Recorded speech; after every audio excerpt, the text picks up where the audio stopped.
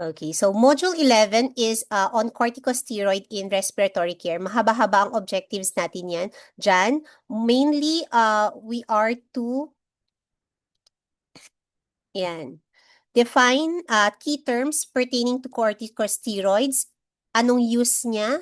Ano yung mga available inhaled corticosteroids, lalo na dito sa Philippines?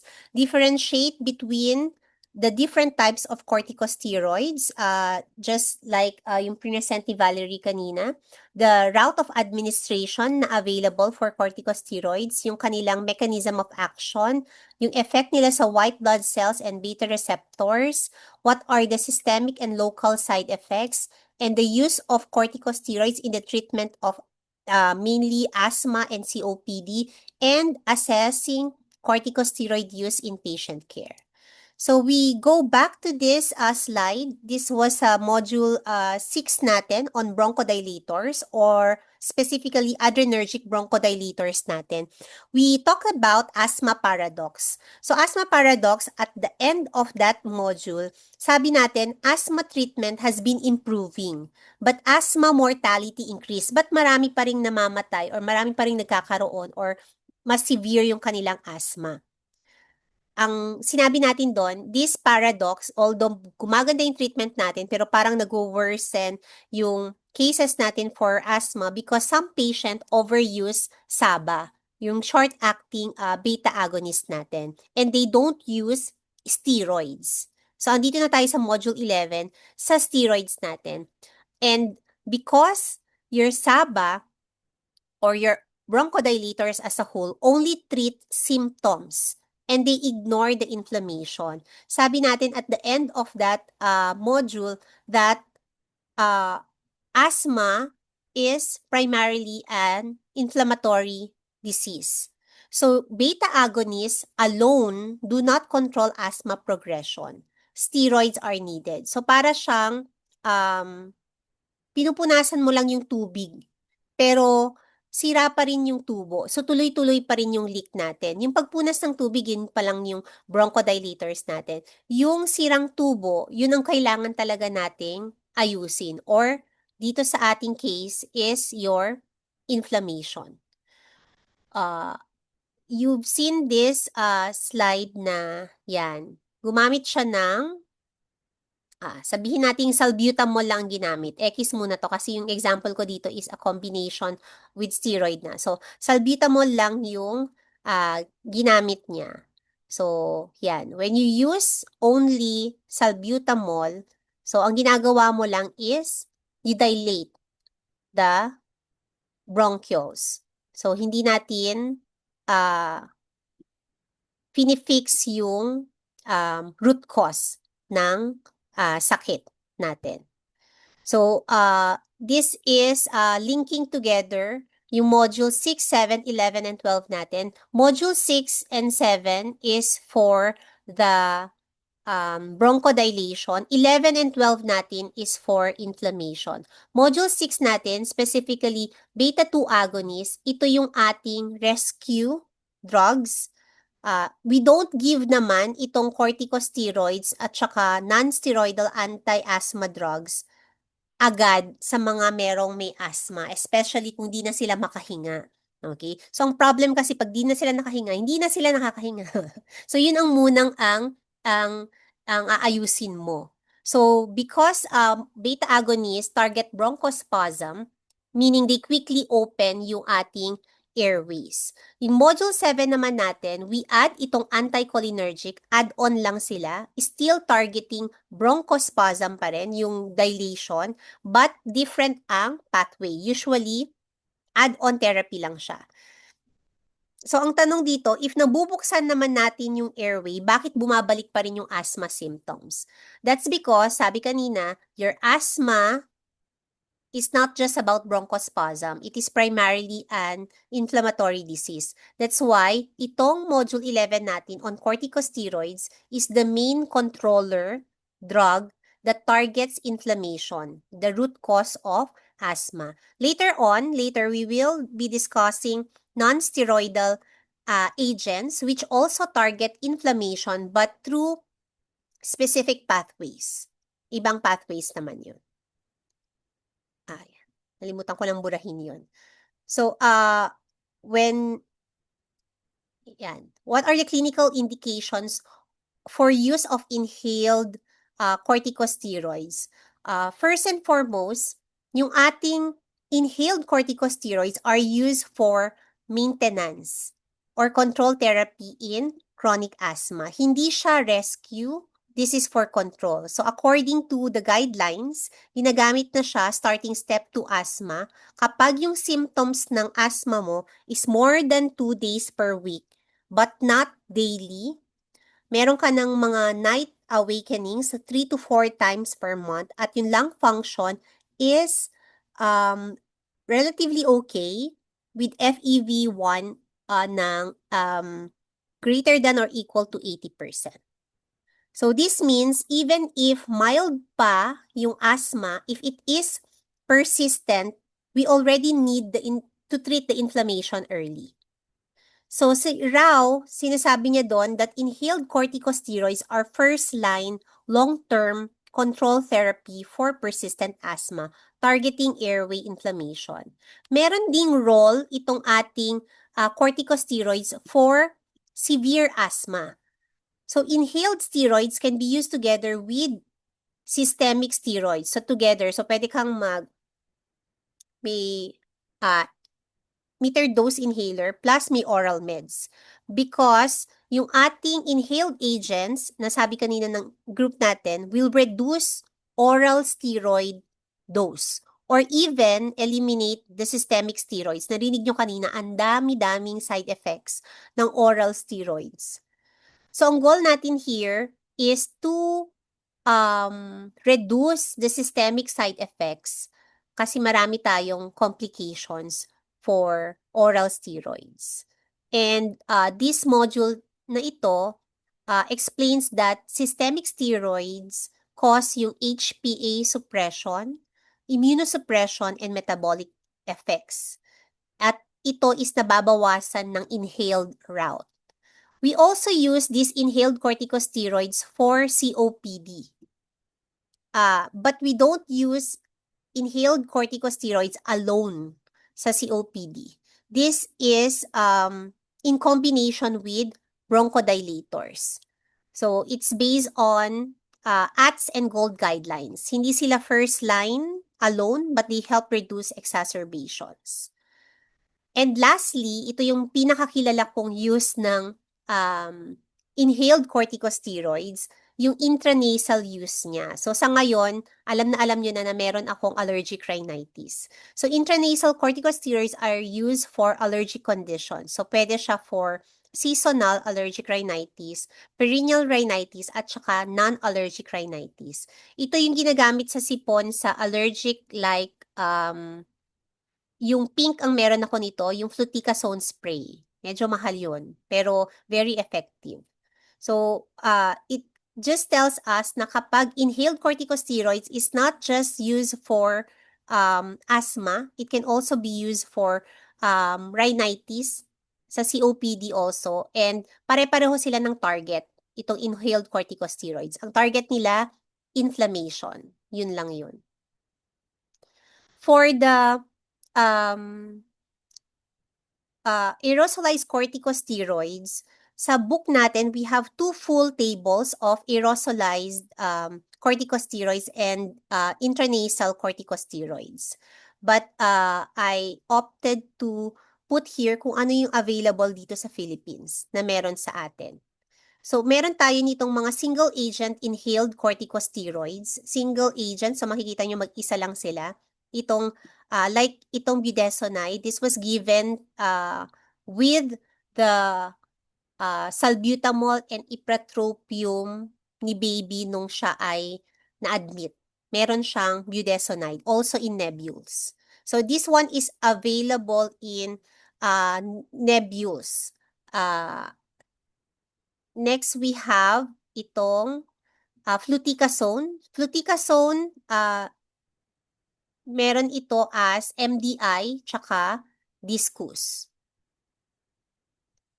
Meron din tayong itong QVAR, beclomethasone. Meron naman yung generic din, brand kasi si QVAR. So, maintenance therapy to, pero single agent din. Si clesonide, so nasabi kanina ni Valerie ito, this is used kapag prone ka to oral thrush kasi pro-drug siya. Pro-drug advantage. And then mometasone, ito is kapag ang gusto mo once lang ang pag-take mo nito. Once daily option. And then we have the combination drug. So, ang combination natin dito is steroids plus your ang tawag dito, bronchodilators, beta-2 receptors. So, isa for inflammation, the other for bronchodilation. So, kilala naman natin itong SABAS natin, like your salbutamol, but kapag naka-combination siya with your steroids, ang dinadagdag dito ay LABAS. Long-acting. Why? Long-acting nga siya because this is a controller. Hindi ito for rescue drug.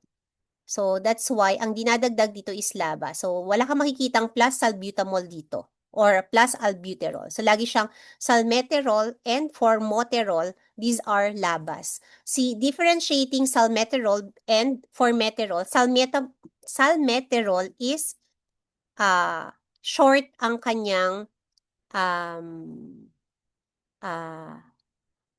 ang kanyang time of effect. Okay? Slow, I mean. S for slow. Okay? Si F yun natin is fast. C for moterol. Ito. So, meron tayong, yan, fluticasone plus salmeterol. Meron tayong budesonide plus formoterol. Si salmeterol, ang onset niya kasi is 20 minutes. In 20 minutes. Si formoterol is 1 to 3 minutes. Nag-e-effect na siya. Yung bronchodilation niya. This one is very common, no? For asthma and COPD. Itong Symbicort natin. Itong brand na to. And then lastly, we have Dulera. Dulera is for asthma control. Mometasone siya plus formoterol. But it's less common, although available dito sa Philippines. Ayan. So before we understand how corticosteroids work, let's first identify where they came from. So you have this figure sa book ninyo. What exactly are corticosteroids? Sabi kanina ni Leandra is when we say steroid, larger group yon. Pag sinabi natin corticosteroids, siya yung sa inflammation. Actually, your cholesterol is a steroid. Sa biochem, we discussed that one whole topic no on steroids. Ito yung may apat siya na main na parang benzene rings, makikita nyo doon. But your corticosteroids are actually hormones tong mga to produced by the body. They are called your adrenal cortical hormones because they are secreted by the adrenal cortex. And according to Rao, corticosteroids are chemicals secreted by adrenal cortex and yun nga, tinatawag silang adrenal cortical hormones. So, saan ito? Nakita nyo itong kidneys ninyo. Take note, your adrenal gland is sitting on top of your kidney and meron siyang two parts. Yung adrenal medulla, yung nasa gitna, or medulla, and your adrenal cortex, yung nasa labas. Yung adrenal medulla produces epinephrine. So, kilala nyo si epinephrine or EpiPen, fight or flight. Okay?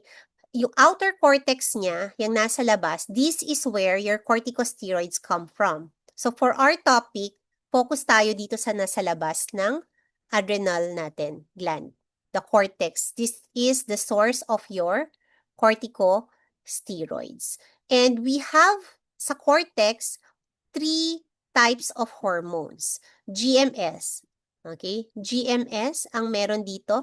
Your glucocorticoids, this is the one that we need. Ang example niya dito, ang main example niya is cortisol. So, these are the ones we use in respiratory care like yung budesonide and fluticasone. And most corticosteroids used in pulmonary disease are analogs or kamukha ng cortisol natin, also called hydrocortisone. Ano naman tong mineralocorticoids tsaka sex hormones? Itong mineralocorticoids, pinaka-example natin dito is aldosterone, which regulates water and electrolytes.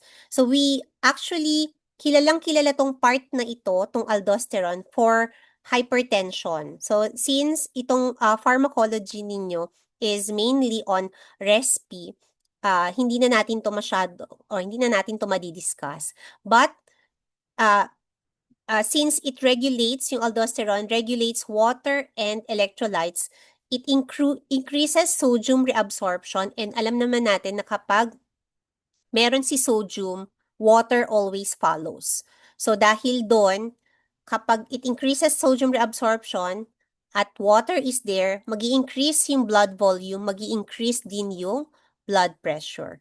And finally, yung third hormone dito na naproproduce is your sex hormones, na kilalang-kilala nyo din. You have your androgens and estrogens. But yun nga, hindi siya focus natin dito sa ating module. Yan. And this is your HPA axis, hypothalamic, pituitary, adrenal axis. This is the body's natural way for producing and regulating cortisol. In short, this is how the body controls its own corticosteroids. So, itong HPA na to, ito mismo yung 1, 2, 3 steps. Kung saan siya located. H is for hypothalamus, your pituitary for P, and adrenal cortex yung last natin. So, it all starts with stress. So, wag tayong pa-stress. Pero it starts with stress. This can be physical or emotional stress. Examples nito, infection, injury, exams natin, lack of sleep. And this stress stimulates the hypothalamus, which is the control center. And dito, sa hypothalamus natin, it will release CRF. Ano yung CRF natin? It's corticotropin releasing factor. The CRF travels through the portal veins going to the pituitary. Papunta na siya sa pituitary. Anong gagawin niya doon? The anterior pituitary responds to CRF by releasing your ACTH. So, ano naman yung ACTH na yon? Your adrenocorticotropic hormone natin, and this hormone travels sa bloodstream. So, again, your CRF stimulates ACTH. Now, going to your ACTH then goes to the adrenal cortex and stimulates the release of cortisol, a glucocorticoid. And this is the same hormone that our drugs, yung mga steroids natin, are mimicking. So, ano bang effects nitong cortisol natin? Ayan. So, makikita nyo dyan, para mas madali nating maintindihan later yung mga side effects and other effects of your steroids, ito yung effects ng ating cortisol. It increases gluconeogenesis, meaning it increases blood glucose. It increases protein breakdown, increases fat mobilization, decreases inflammation, and maintains blood pressure. At ito yung gusto natin dito sa cortisol na to. That's why meron tayong mga inhaled corticosteroids for the inflammation. So basically, your cortisol or steroids prepares the body for stress and energy. Now, yung katawan natin masyadong magaling. Meron siya laging way of controlling things. So, meron tayong negative feedback. Itong mga nakapula na dash dito. Yan. Kapag maraming cortisol na sa ating katawan, it sends signals back to your hypothalamus, yan, and back to your pituitary. So, isisignal niya sa ating hypothalamus na huwag ka nang mag-release ng CRF, masyado ng maraming cortisol. Isisignal niya sa pituitary gland natin, huwag ka nang gagawa ng ACTH, masyado na akong maraming cortisol. So this prevents overproduction and keeps the system balanced. Madali namang alalahanin yan. HPA, hypothalamus, pituitary, and adrenal. So, we just saw yung HPA axis, how it normally works. But if we give itong cortisol from the outside, exogenous siya, what happens? So, this is where things change kasi galing siya sa labas. And we have what you call HPA suppression with steroid use. Because the body, masyadong magaling mag-mimic yung drug natin, they cannot distinguish kung siya ay ginawa ng katawan natin or galing sa labas. So kahit galing sa gamot, the body treats it as cortisol. So when we give glucocorticoid drugs or steroid drugs, tumataas ang steroid level sa body natin. So the body thinks, okay, mataas na ang ating cortisol, magde-negative feedback siya. It will shut down the HPA axis natin. So, ibig sabihin, bababa yung CRF, bababa yung ACTH, bababa ang adrenal cortisol production. So, the adrenal gland, hindi siya magiging active. So, this is important kasi, tingnan natin, yan. Important siya kasi ito yung mga side effects. Bakit hindi nabura yun? Of corticosteroid therapy. So, what do patients commonly experience when taking steroids? So, merong mga metabolic effects. Ayan. Number 1, kasi sabi natin kanina, balikan natin yung slide na yun. Yan, gluconeogenesis. Okay. So, number 1, magkakaroon ng what we call steroid diabetes. Kasi increase yung blood sugar. Magkakaroon din ng mga, very halata ito kapag nagtitake ng steroids yung mga patient, especially kung oral. Although ang pinag-uusapan natin dito is inhaled, ito yung mga side effects pag oral din. So, weight gain, para siyang maraming water retention. Yun. Even yung mga athletes or mga nag-gym, taking steroids, parang buff sila, ang laki bigla. Okay? That is weight gain due to steroids. Meron din tayong tinatawag na moon phase. And yung fat redistribution, so pag makikita nyo parang ano yung nasa likod? Hump dito sa likod ng neck. Okay? This is due to fat mobilization and redistribution. Meron ding mga muscle effects. So makikita nyo, balikan natin yon. Yan. Meron tayong protein breakdown sabi dito. Yan. So, magkakaroon ng another is muscle wasting because of protein breakdown. Then, the immune effects. Immunosuppression. Those patients taking steroids, mas prone sila to infections. And sa long-term use, we can also see this osteoporosis, hypertension, skin thinning. And ito yung naka-warning part dito, the dangerous part. If the adrenal gland is suppressed for long periods and we suddenly stop yung pag-take ng steroids, yung katawan natin, akala niya pa rin maraming steroids sa katawan or maraming cortisol. So it cannot produce cortisol immediately. And this can lead to, yan, tinatawag na adrenal crisis, which can be life-threatening. That's why, for those who are taking steroids, hindi sila dapat basta-basta mag-stop na mag-take. Hindi siya katulad ng ibang drugs na, okay, tapos na yung ano namin, 7 days, okay, wala nang masakit sa ulo ko, stop ko na. Hindi. For steroids, kahit na okay ka na, hindi mo pwede siyang stop bigla-bigla. You taper the dose to allow the adrenal gland to recover. For example, magtitake ka ng prednisone, nag-start ka ng 5 milligrams.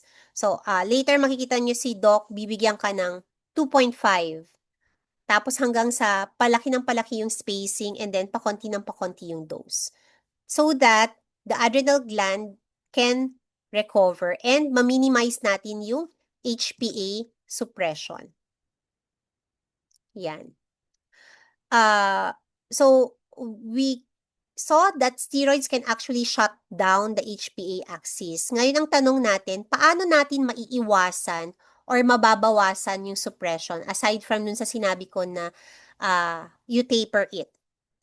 So we follow what our body do naturally. So that's why makikita nyo kay Rao, meron itong diurnal steroid cycle and alternate day steroid therapy. Gagayahin lang natin kung kailan gumagawa ng cortisol or ng glucocorticoids yung katawan natin. Kasi yung katawan natin may sarili siyang schedule, parang alarm clock. Hindi random ang cortisol production. Meron siyang daily routine. So yun yung diurnal rhythm. Parang kayo, gising kayo sa umaga, antok sa gabi. Same concept. So if you look at this graph, no, this is the solid line is your cortisol. Yung dotted line, this is ACTH. Kasi di ba we produce ACTH first before siya nakakapag-produce yung adrenal ng cortisol. So nauuna yon. So pinaka-peak ng cortisol is around 8 a.m. So habang tumatagal, bumababa siya. So sa gabi, very low ang cortisol natin. So, bakit mataas sa umaga? Kasi kailangan natin maging alert and alive and enthusiastic sa umaga.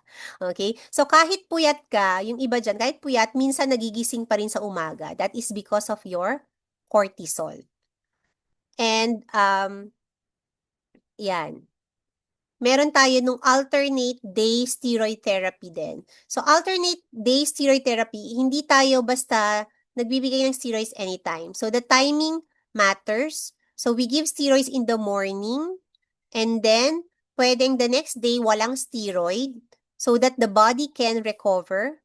And then the next day, magbigay ka ulit ng steroid. So, parang hayaan muna nating mag-recover yung katawan natin. So, ang advantage of this way of giving the steroids, less yung HPA suppression, meaning less din yung side effects. That means less yung ating mga weight gain, moon phase, and the other complications. Yan. Checkpoint sa chat box na lang. Because I'm listing, no? Ngayon pa lang tayo mag-meet.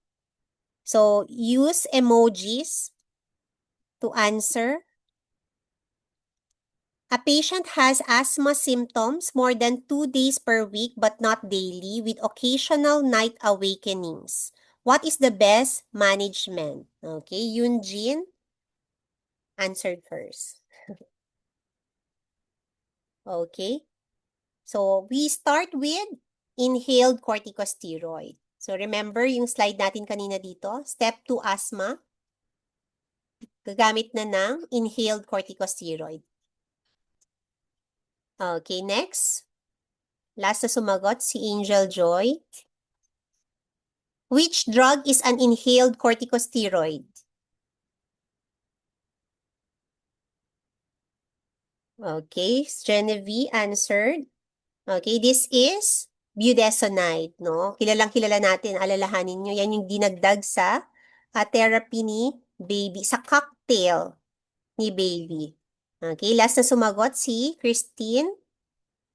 Next, where are corticosteroids produced? Okay, nauna si Janine. Sa adrenal cortex. So, ano yung pinoproduce sa adrenal medulla? Your epinephrine. Okay? Last na sumagot si Jairil. Next, which is the correct sequence? Okay, Janine answered. First, okay, yung heart tayo, mauna, galing sa hypothalamus, releasing CRF, and then sa ating pituitary, releasing ACTH, and then sa adrenal medulla natin, adrenal cortex, your cortisol. Okay, last na sumagot si Janine. Next. Why should steroids not be stopped abruptly? Agad-agad. Janine answered first. Okay, because the adrenal gland cannot immediately produce cortisol. Okay, hindi mo siya basta-basta iiwan, hindi siya nakaka-recover agad-agad. Okay, so kapag may sudden withdrawal, it may lead to adrenal crisis. Last na sumagot si Angelou. Why are corticosteroids preferably given in the morning? Okay, Janine answered first. Kaapat agad si Janine. Okay, that is because it mimics the natural peak of cortisol levels, which is around 8 a.m. Okay. So before we fully appreciate how the steroids work, we need to understand ano ba talaga yung inflammation. So inflammation, kilalang-kilala niyo na yan kasi lahat naman siguro kayo napaso na, nasugat na, nagkaroon na ng infection. It's the body's response to injury. And you feel this, may redness, let's say kinagat kayo ni lalalamok. Okay, may redness, may swelling, may heat, may pain, and we have what you call also triple response. Itong redness, you feel it in seconds. Yung flare or yung spreading of the redness. And then yung wheal, may swelling. So, pag kinagat ka ng lamok, una, pula siya, tapos lalapad yung kinagat, tapos namamaga na siya. Now, what exactly is happening inside the body naman natin during inflammation? So, sa body natin, meron tayong 4 major processes that you need to understand. So, first, lumalabas ang fluid sa blood vessels kapag may inflammation. Nagiging leaky yung capillaries. So, ang result ito, nagkakaroon ng exudate, fluid, sa surrounding tissues. Kaya, namamaga yung area. Sa kahit anong inflammation, makikita mo, mamamaga yung area because of this increased vascular permeability. Next is leukocytic infiltration. Dumadating ang white blood cells. Sino ba yung white blood cells natin? Yan yung soldiers ng katawan natin, di ba? They pass through the blood vessel walls at we call that your diapedesis. And they follow chemical signals and we call that chemotaxis. Parang may GPS sila, alam nila kung saan yung infection. So, andyan sila, soldiers para sa infections. Next is phagocytosis. So, alam niyo yan, cell eating. Nilalabanan ng infection. So, the wild blood cells and macrophages eat bacteria. Parang Pac-Man. Yan, kinain niya yung bacteria. Kinakain yung microbes. And the last step is mediator cascade. This is the chemical release. Examples ng chemicals release, histamine, chemo, attractants, other inflammatory mediators. Itong mga chemicals na to, they amplify inflammation. Mas pinapalala nila. Parang domino effect. Isa lang yung trigger, tuloy-tuloy yung reaction.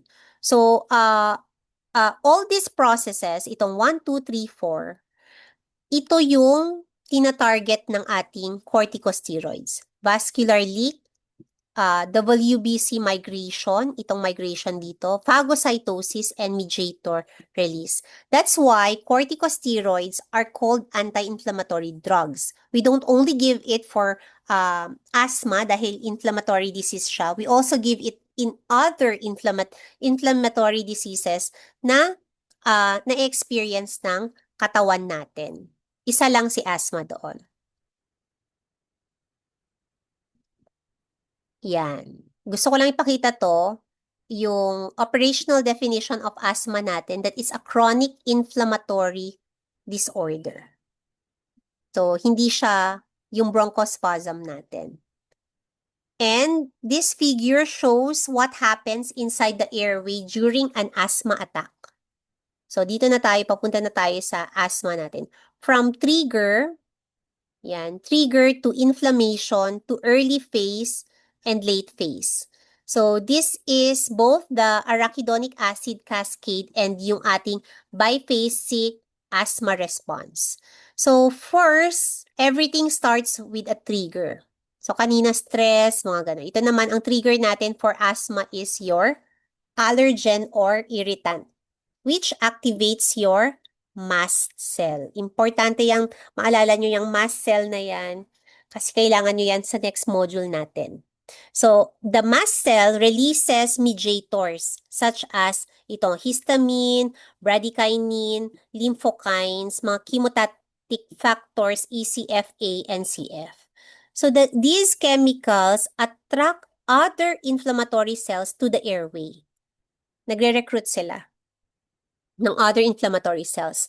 And at the same time, na si mast cell ay re-release nitong mga mediators na to, si phospholipid natin dito is converted to arachidonic acid by phospholipase A2. And this is the starting point of your inflammatory cascade, itong sa ating arachidonic acid. And it has two pathways, itong LOX natin or lipooxygenase and your cyclooxygenase. So siguro kilala niyo yung mga pain meds natin na celecoxib, ganyan. Etoricoxib, yan, Coxion. Coxion, meron din tayo no LOX. Kasi nga inflammation. Okay. Sa COX natin, itong sa cyclooxygenase, it produces prostaglandins and thromboxane A. Ang effect nito, vasodilation, pain, kaya yung mga pain meds natin, mga celecoxib ganyan, ay ito yung pathway niya sa cyclooxygenase. Si LOX pathway naman, itong part na to, produces leukotrienes. So, tandaan nyo na naman yung term na yun, leukotrienes, very important sa asthma. So, meron tayo nitong leukotriene, B4, C4, D4, E4. Yan. Ang effect nito, bronchoconstriction, mucus secretion, and inflammatory cell recruitment. Actually, leukotrienes are some of the strongest bronchoconstrictors. So, these mediators, itong mga mediators natin dito, di ba nag-attract sila ng other inflammatory cells, such as eosinophils and lymphocytes. That's why nasusustain yung inflammation. Let's look at this lower part here, yung ating biphasic part ng asthma. The early phase here happens within minutes, yung bronchoconstriction due to mediator release. And yung late phase natin dito is after several hours pa, around 6 to 8 hours. And ito yung mga key processes doon.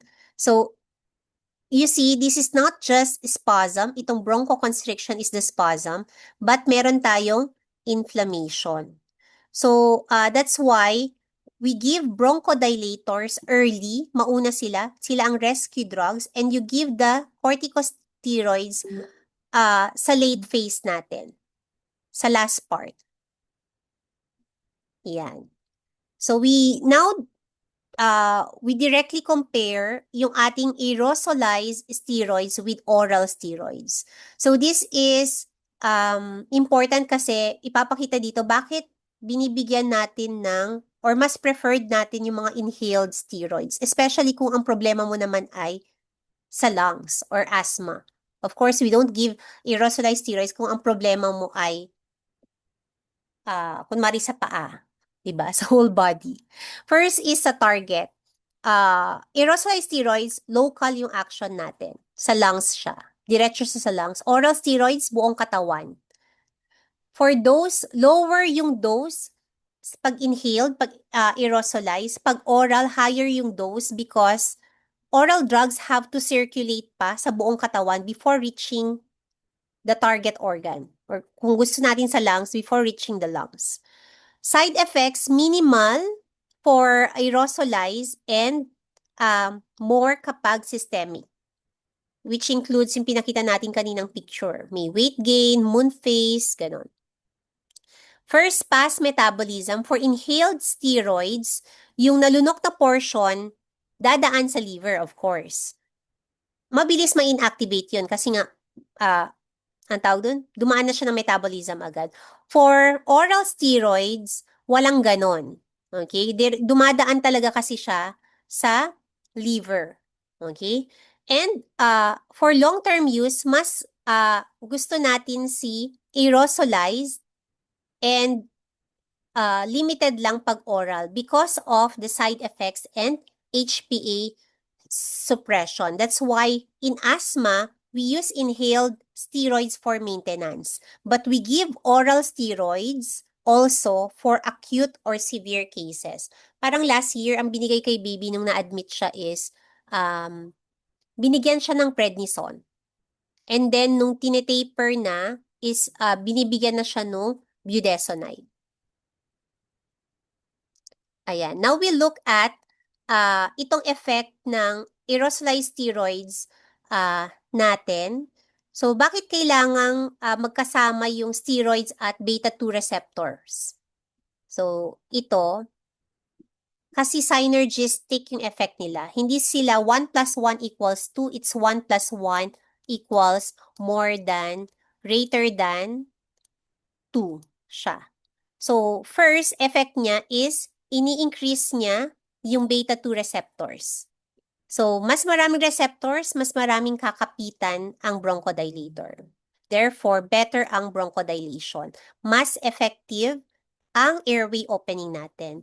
Next is, remember, ang side effect natin for beta-2 receptors, tolerance. Parang pag tumatagal, nagfi-fade na yung effect niya. So, dito, if you take it with corticosteroids, beta-2 agonist ay hindi bumababa ang tolerance niya. Ini-stabilize niya yung receptors natin. But without steroids, your beta-2 agonist can lose effect over time. So, sustained ang response natin even with repeated use.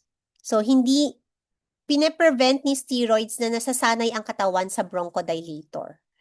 So, yan. Pinapakita niya yung synergistic both for the anti-inflammatory plus bronchodilation. So, sabay nilang tina-target ang dalawang problema ng asthma, therefore, better ang overall asthma control. Yan. Now, we look at the different corticosteroids natin. Yung Beclo, budesonide, fluticasone, mometasone, tsaka cyclesonide. So, ang question dito, ang dami-daming steroids, bakit ito ang pipiliin mo? For example, itong budesonide, ang ginagamit kay baby, Nebius. So, we start with beclometasone. Ang sabi dito sa notes dito, high lung deposition. Mas maraming gamot ang nakakarating sa lungs at hindi siya mag-i-stay sa bibig. So you choose this for general maintenance therapy.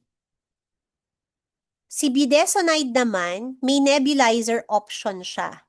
So very useful siya for babies, pediatric patients. Kaya ito yung binibigay kay baby because hindi pa nila kayang gumamit ng inhaler. Okay? Not only for babies, of course, para dun sa mga severe cases din na hindi nila kayang gumamit ng inhaler.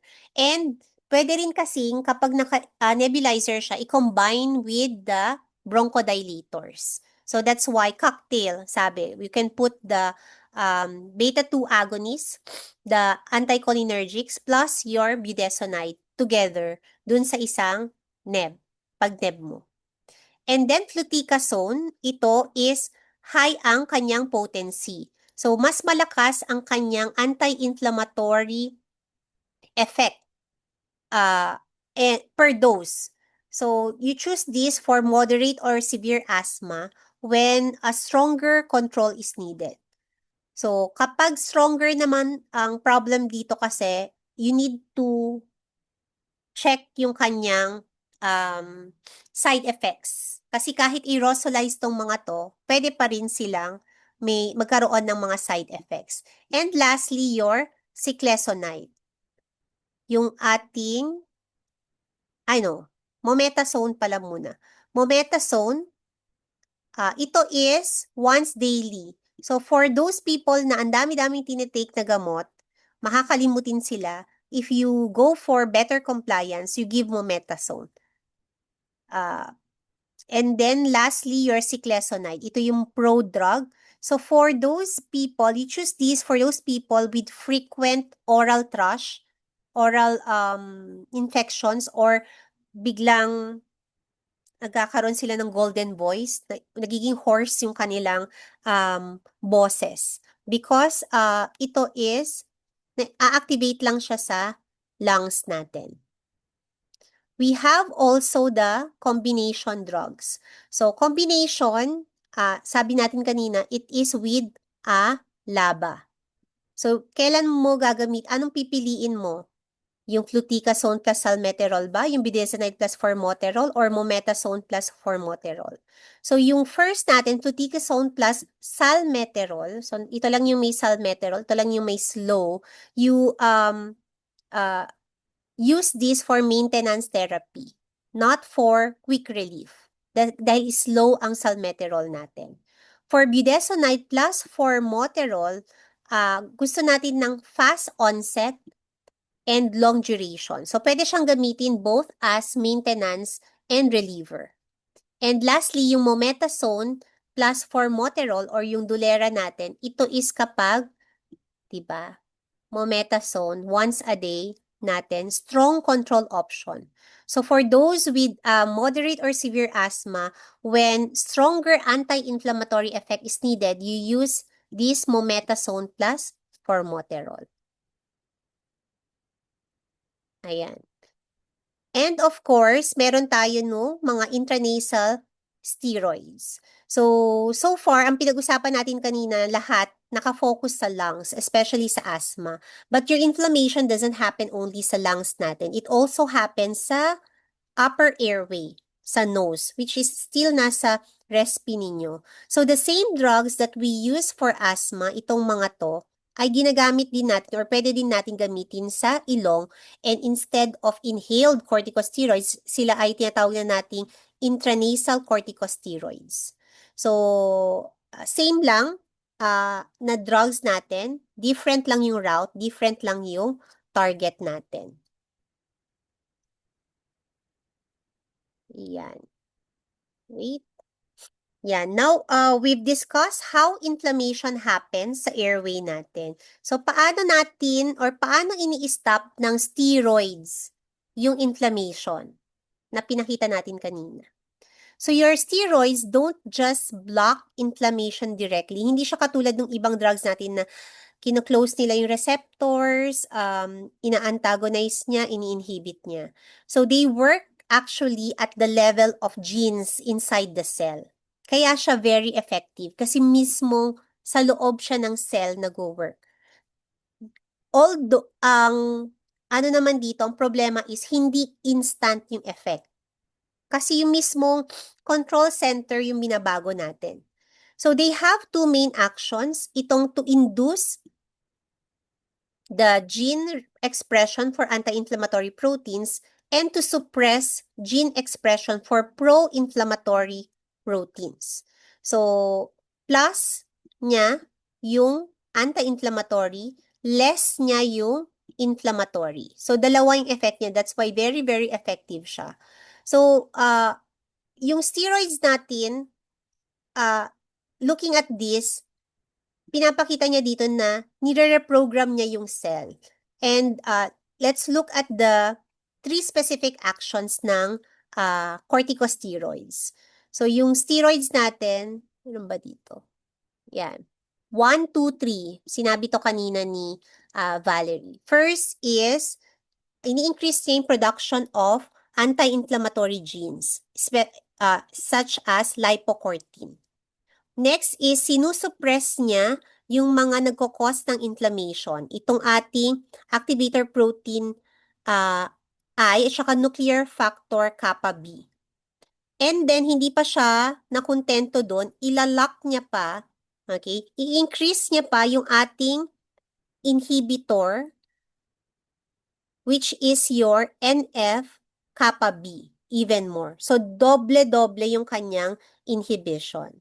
Tingnan natin yan closely. Yan.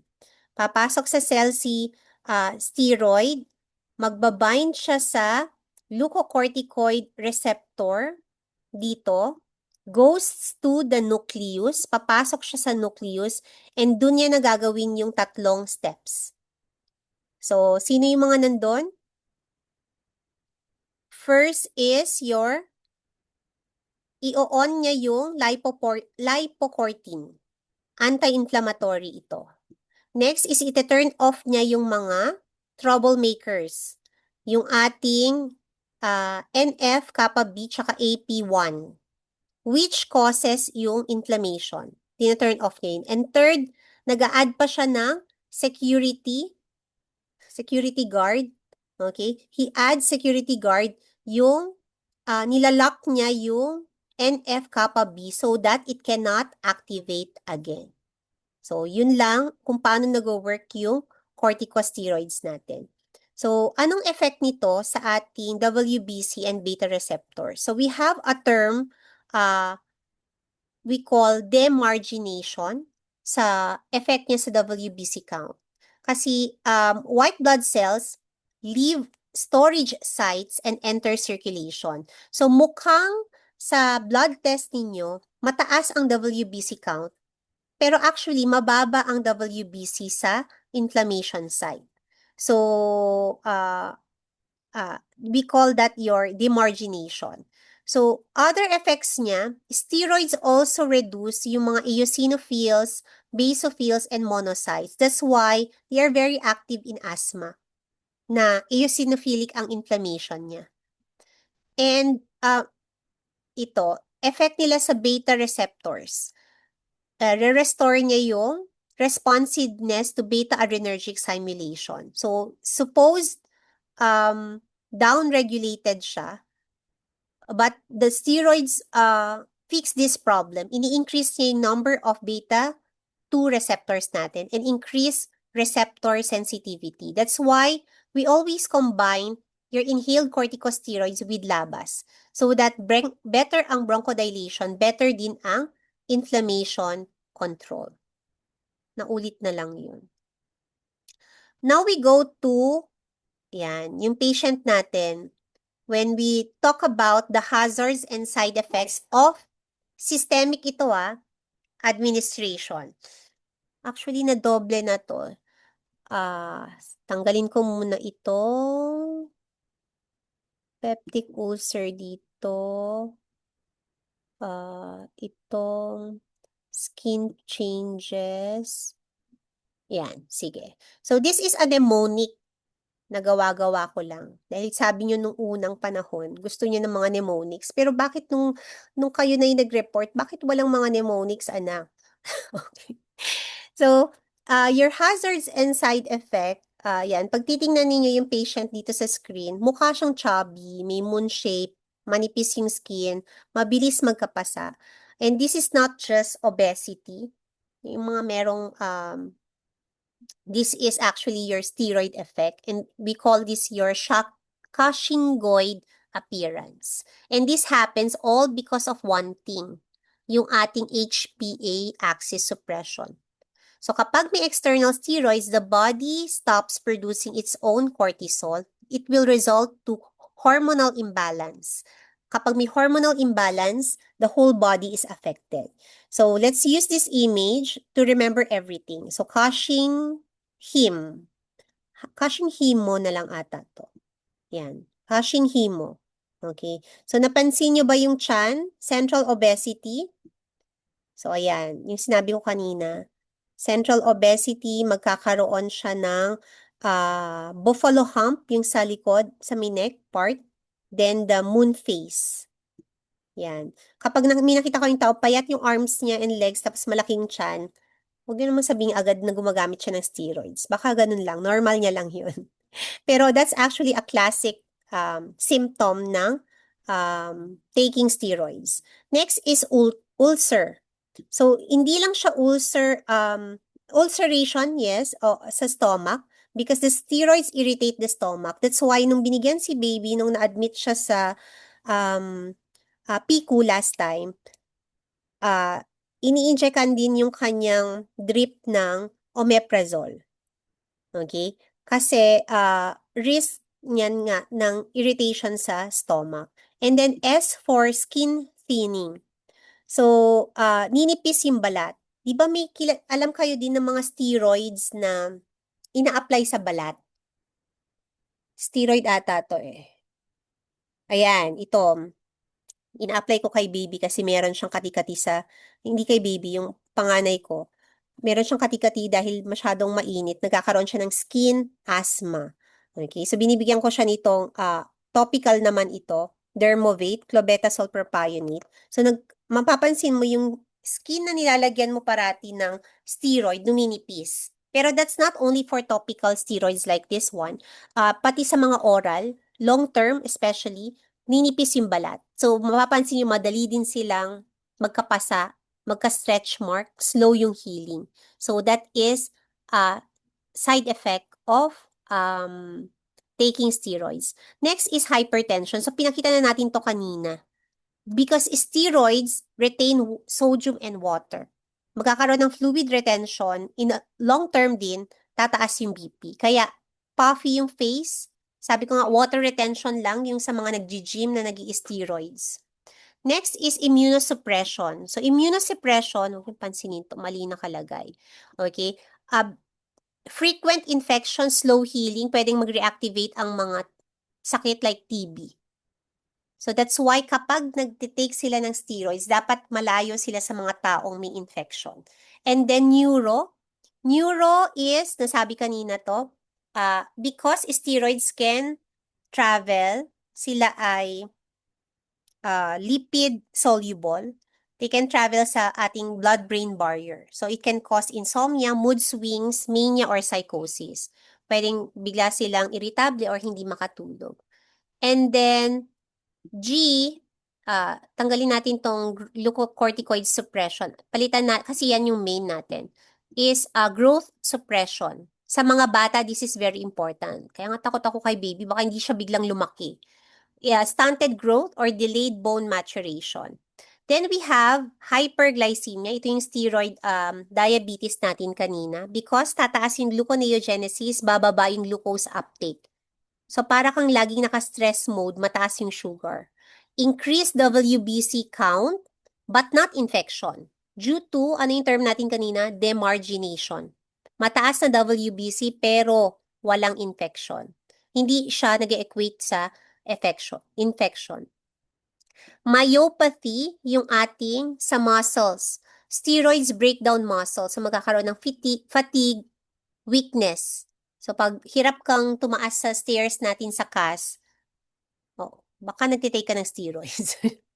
Itatanggalin na natin to para mas maikli yung ating mnemonics. Osteoporosis, yes. Very important. Hindi lang skin ang thinning, pero bone thinning also. Especially kung long-term ka gumagamit ng steroids. Tatanggalin na natin na doble ito. Kaya, we go down to Cushing hemo lang ang ating mnemonics. Yan. So, kanina we talk about systemic hazards and side effects. Now we go to aerosol hazards and side effects. So, sabi natin, kaya tayo, mas bet natin ang aerosol administration kasi nami-minimize natin itong mga side effects ng systemic na ito. But, inhaled steroids, although safer siya, are not completely risk-free. Pwede pa rin tayo magkaroon ng HPA suppression, especially kung large or high yung doses na binibigay. Pwede pa rin, long-term, loss of bone density or yung osteoporosis na pinakita, and sa children na stunting of growth. So, meron din tayong other potential concerns na ito, adrenal insufficiency, especially if biglang stop after long use, kaya kahit na aerosol ang administration, kailangan tinitaper pa rin siya. Allergic inflammation after mo in-stop, magkakaroon ng rebound inflammation kapag bigla mo tinigil. And ito nga, yung nasabi kanina na to, HPA tsaka yung growth. Pareho lang. Yan. Locally naman, let's focus on most common side effects. Yung makikita agad sa patients using inhalers. Most common is your oropharyngeal candidiasis or yung oral thrush. Yung fungal infection to na may mga white patches sa mouth. Nalimutan ko lang maglagay ng picture dito. Because steroids suppress local immunity, kaya yon very prone to fungal infection. Very common but very preventable. Dysphonia. Ano tong dysphonia na to? This is yung golden voice na sinasabi ko na hoarseness of voice. Common din in patients using inhaled steroids. So what do you do? Madali naman i-prevent itong mga to. Use minimal dose. Always lowest effective dose. Use a reservoir or yung spacer natin because less yung drug deposits in mouth, more ang pupunta sa lungs, so less din ang infection, prone to infection dito. And ito, pinaka-important, simple but effective, no? You rinse after every use of your inhaler. Magmumog after the inhaler. And we're down to this one, comparing asthma and COPD in terms of inhaled corticosteroids. So, sa asthma talaga siya pinaka-ginagamit. So, ano bang difference? So, asthma kasi is inflammation plus bronchospasm. COPD, may inflammation tayo but may structural damage na which is irreversible. So, agad pa lang, you already expect na mas effective ang steroids sa asthma kaysa sa COPD. Now, role ng inhaled corticosteroids natin. So, sa asthma, it's a first-line controller. Sa COPD, adjunct therapy lang siya. So, sa COPD actually, optional siya depending on the patient. Effect on inflammation kasi both naman, ang steroids natin for inflammation lang. So, strong ang effect niya for asthma. For COPD, moderate lang. Because COPD inflammation is different. More on neutrophils, less steroid responsive itong mga to. For FEV1, sa asthma, it improves lung function. Sa COPD, little or no effect. Kasi si COPD, di ba, permanent na yung structural damage. Hindi na siya mababalik. So, timing of use, early initiation for asthma, for COPD, not all patients bibigyan. So, hindi automatic yung pagbigay ng steroid sa COPD. For acute attacks, no, hindi for acute rescue therapy ang steroids for asthma. For COPD, ganun din, no? Limited ang role niya for acute attacks. For exacerbations, for both, dinedecrease niya ang frequency. So, kahit hindi perfect sa COPD, may benefit pa din siya in reducing the flare-ups. For disease control, of course, sa asthma, it can control the progression of asthma. For COPD, dahil irreversible na yung damage natin doon, manageable, but not reversible ang COPD natin. And combination therapy, both ICS plus LABA, inhaled corticosteroids plus LABA, for select patients only for COPD. Yan. Skip ko na to, yung respiratory care natin. Basta, importante, you need to monitor them before, during, after. Tingnan natin kung sino yung mga last na sumagot. Si Isabel ang last na sumagot dahil may checkpoint tayo ulit. So, checkpoint, a patient with asthma has airway inflammation characterized by eosinophil infiltration and release of inflammatory mediators. Which of the following best explains the goal of anti-inflammatory therapy?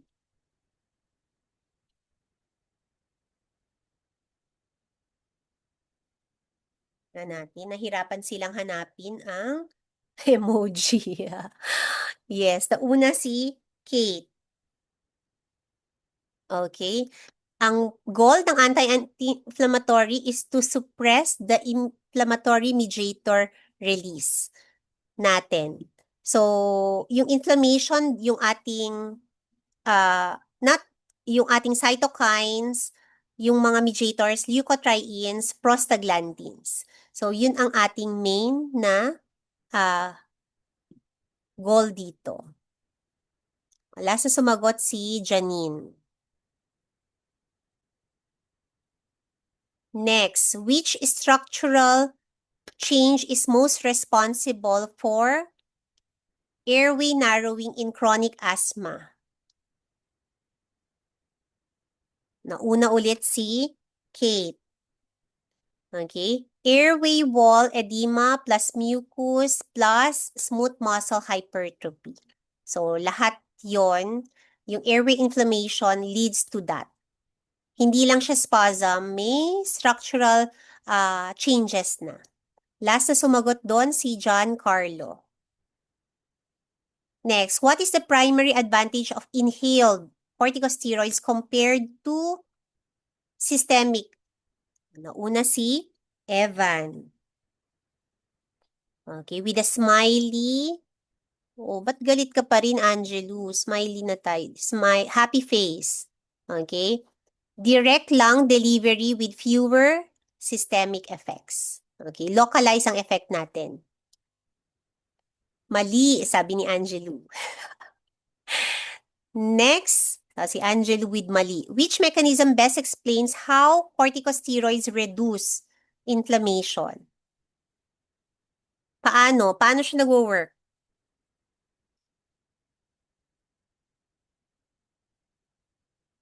Okay, but galit pa rin si Angel Joy. Evan is correct. Happy face. Remember yung tatlong steps kanina?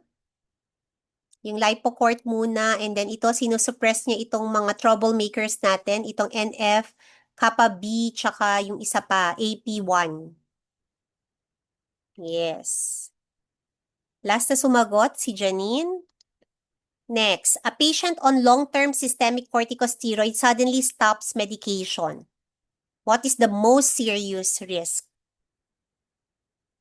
Yes, Janine is correct. Okay, adrenal crisis, yung ating HPA suppression, na ang dami-dami niyang kalakip na side effect. Last na sumagot si Angel Joy. Yan. A patient using inhaled corticosteroids reports hoarseness and white patches in the mouth. What is the best intervention? Okay, si Evan answered first. Yan, mag-rinse muna ng mouth after use and use spacer. So, okay, that's all mga anak for this module. Meron pa ba tayong time? May time pa tayo for the next module. Any question before we move on to the next module? Wala pa? Okay, I'll stop recording.